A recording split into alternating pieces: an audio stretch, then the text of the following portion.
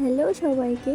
আজ দেখো আমার দাদার আইবুড়ো ভাত ছিল, আমাদের বাড়িতে খেতে এসেছিল।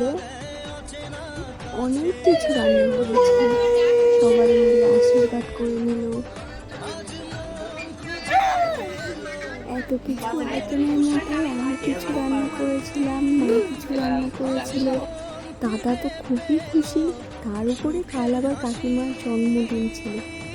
কাকিমার জন্মদিনটা ছোট্ট করে সেলিব্রেশন করা হলো।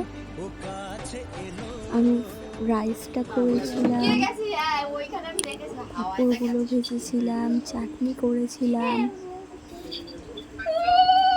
5 রকমের ভাজা দিতে হয় না, এগুলো আমিই করেছিলাম সব। আর এদিকে দেখো মা আশীর্বাদ করে নিল।